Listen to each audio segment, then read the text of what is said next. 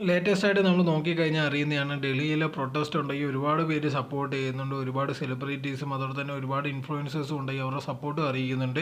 അങ്ങനെ ഇരിക്കുന്ന സമയത്താണ് ഇപ്പോൾ നോക്കിക്കഴിഞ്ഞാൽ മെഗർ ഉണ്ടെങ്കിൽ ലേറ്റസ്റ്റ് ആയിട്ടുണ്ടെങ്കിൽ ഒരു റീൽ ഇട്ടിട്ടുണ്ടായിരുന്നു. അതാണ് ഭയങ്കര വിവാദമായിട്ട് പൊയ്ക്കൊണ്ടേ ഇരിക്കുന്നത്.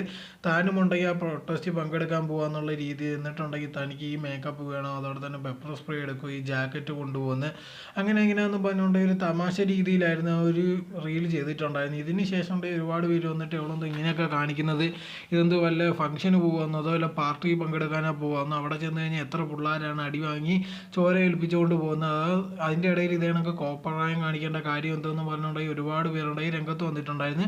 നമ്മളത് കാണുമ്പോൾ ചുമ്മാ തമാശ കാണിക്കുന്നതൊക്കെ ഉണ്ടാവും. അവിടെ ചെന്നിട്ടുണ്ടെങ്കിൽ ഇത് കണക്ക് പേപ്പറൊക്കെ പൊക്കി പിടിച്ചു അതോടെ തന്നെ പ്ലേ കാർഡൊക്കെ പൊക്കി പിടിച്ചുകൊണ്ടിരിക്കുന്നത് നമുക്ക് കാണാൻ സാധിക്കുന്നതാണ്. സോ ഇത് ഭയങ്കരമായിട്ടുണ്ടെങ്കിൽ ആൾക്കാർ സംസാരമായതിന് ശേഷമുണ്ട് ഇപ്പോൾ ലേറ്റസ്റ്റ് ആയിട്ടുണ്ടെങ്കിൽ മെഹർ ഫാത്തിമ ഉണ്ടെങ്കിൽ ഒരു വീഡിയോ ഇട്ടിട്ടുണ്ടായിരുന്നു.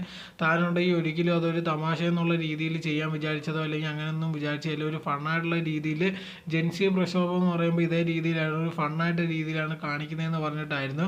അതേസമയത്ത് നമ്മൾ നോക്കിക്കഴിഞ്ഞാൽ റണ ഫാത്തിമ ഇതേ കണക്കുണ്ടായി വീഡിയോ ഇട്ടിട്ടുണ്ടായിരുന്നു. പക്ഷേ ആൾക്കാരെ അവെയർ ചെയ്യുന്ന കണക്ക് കാര്യങ്ങളെല്ലാം പറഞ്ഞിട്ടുണ്ടായിരുന്നു. പക്ഷേ ഇതേ കണക്കല്ലേ എന്തായിരുന്നാലും ശരി, മെഹറുണ്ടെങ്കിൽ ഇതിനെ തുടർന്നുണ്ടെങ്കിൽ ക്ഷമ വെച്ചിട്ടുണ്ട്.